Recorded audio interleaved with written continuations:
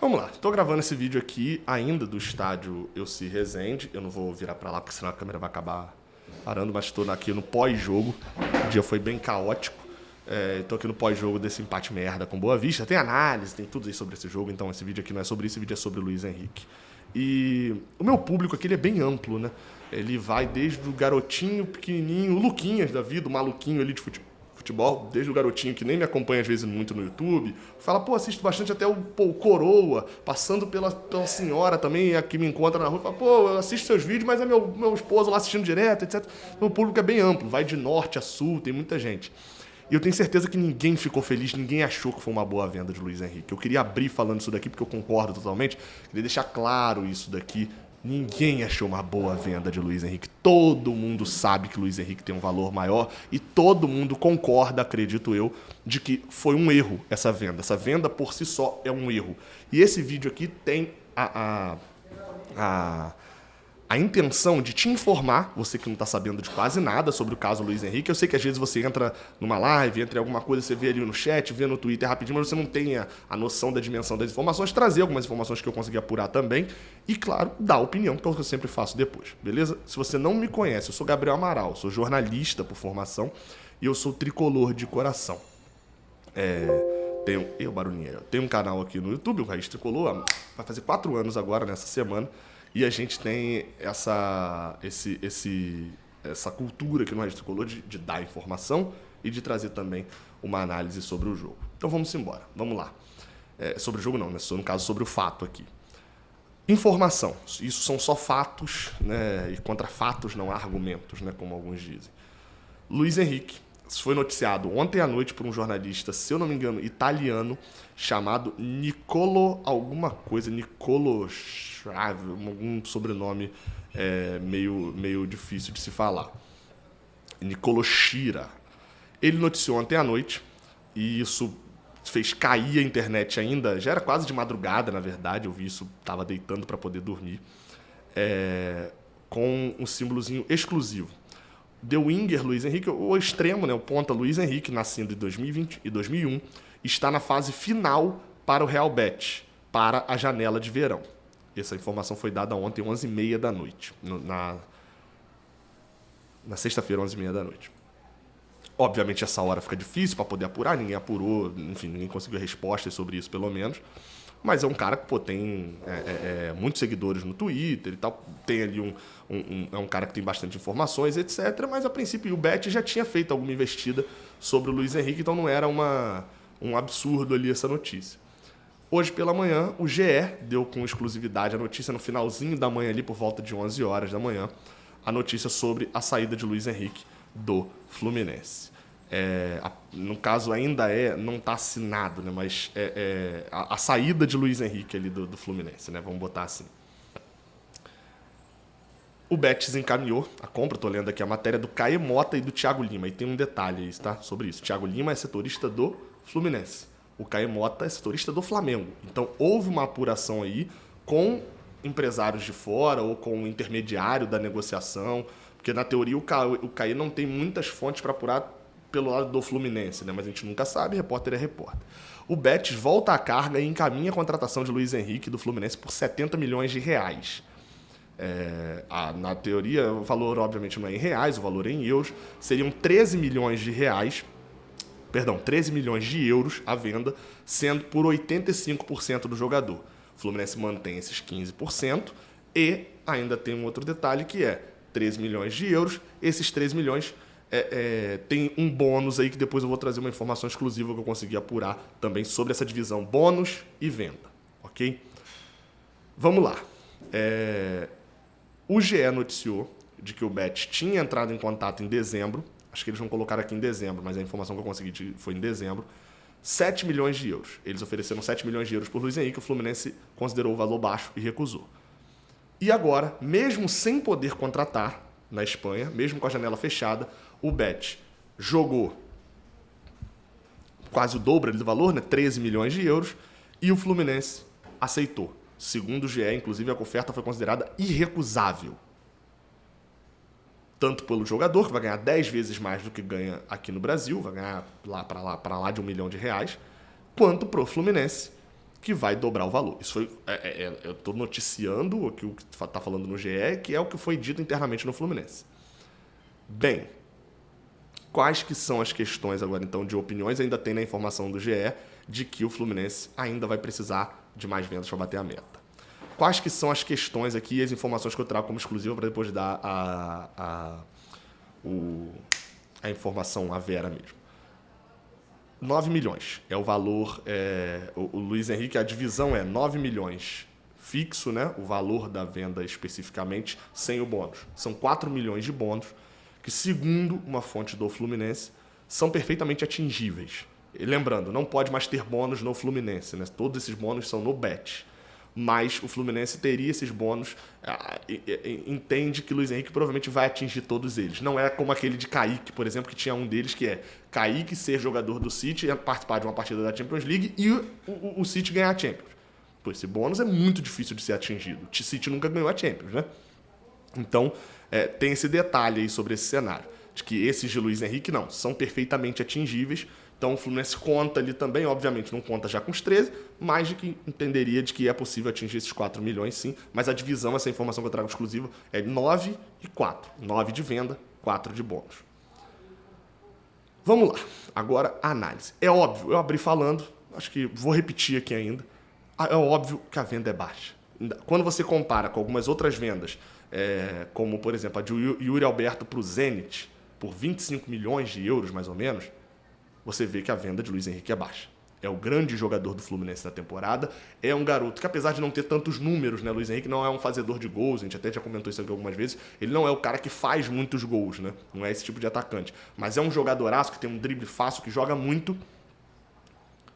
É o melhor jogador do Fluminense, sem dúvida nenhuma, no final das contas. Acho que daquela trinca de ataque dele, Marcos Paulo e João Pedro, é o que se mostrou no profissional até agora com mais bola. Mais até do que João Pedro, que ok, tá jogando na Inglaterra, mas Luiz Henrique mostrou aqui no Brasil mais bola do que João Pedro na Inglaterra, e Marcos Paulo então nem se fala lá no Famalicão. E o Fluminense vende esse jogador, que é um jogador jovem, não é ainda um garoto de base, né? Ele já vai fazer 21 anos nesse ano, mas é jovem, extremamente jovem ainda, tem 20 para 21 anos aí, e é o seu melhor jogador na temporada, sem dúvida nenhuma. É o desafogo do time titular. Acabou de marcar um golaço no campeonato, na Libertadores, que, pô, no Engenhão lotado, num jogo grande. Você tem isso tudo. E você vende por 13 milhões. Ou seja, você bota um teto. Nenhum jogador do Fluminense, se alguém não fizer a mesma coisa que o Luiz Henrique está fazendo na sua terceira temporada como titular, por menos, aliás, se o Fluminense fizer a mesma coisa com menos idade, o Fluminense não vai poder vender por mais do que 13 milhões de euros. Entende a relação? E esse é o principal problema. O Vitor Canedo, que é jornalista, era do Sport TV, enfim, vocês conhecem aí, lá no Instagram dele ele elencou alguns motivos do porquê a venda de Luiz Henrique não era uma boa. Vendê-lo agora não era uma boa, a venda não tinha sido boa. E eu concordo principalmente, pode ir lá ver esse post, eu concordo integralmente com ele, mas eu concordo principalmente quando o Canedo fala um ponto, que é cadê? Aqui, ó. Já faz anos que o Fluminense corre atrás do rabo. Vende o almoço para pagar o jantar. E mais, ainda teria que vender mais algum jogador para bater o orçamento. A produção de craques em Xerém é a todo momento exaltada, mas o clube não tem uma venda sequer entre as 20 maiores do futebol brasileiro. Isso diz muito sobre como faz maus negócios historicamente, mesmo com vários presidentes diferentes nas últimas décadas.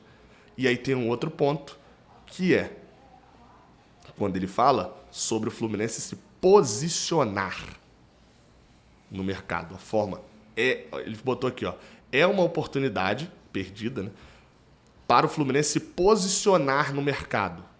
Fazer uma venda que não somente garantisse as contas desse ano, mas também mandasse um recado para a Europa. O Fluminense não vai vender o seu melhor jogador e um garoto jovem por 13 milhões de euros. E esse recado não foi mandado. É óbvio, o valor é alto, no sentido do Fluminense. Ele é baixo por Luiz Henrique, mas é óbvio que isso equivale a 1/4 do que o Fluminense arrecada no ano inteiro. Então é óbvio, né? É muito dinheiro, mas é pouco por Luiz Henrique, isso é óbvio. É óbvio, o Fluminense montou um time, a direção do Fluminense fez uma aposta, que é, vou montar um time robusto, esse time vai me custar um pouco mais e, me custando um pouco mais, eu vou precisar vender jogadores. Eu vou precisar vender o craque para poder manter um time no nível alto. Isso, apesar dessa merda desse jogo aqui hoje contra o Boa Vista, ninguém pode negar, o Fluminense vinha de 12 vitórias seguidas e tá num nível alto, sim, de elenco. Agora, a escolha foi essa. Agora, aguente as consequências da escolha. Quais são essas consequências? A crítica da torcida. Foi bater em primeiro lugar no Trending Topics. Eu não cheguei a ver se chegou a do mundo, tá? Mas eu vi quando chegou do Brasil, mas porque eu tava aqui envolvido em transmissão, enfim, cabine, troca de cabine. Quem viu a transmissão viu a maluquice que foi para poder conseguir transmitir o jogo de hoje.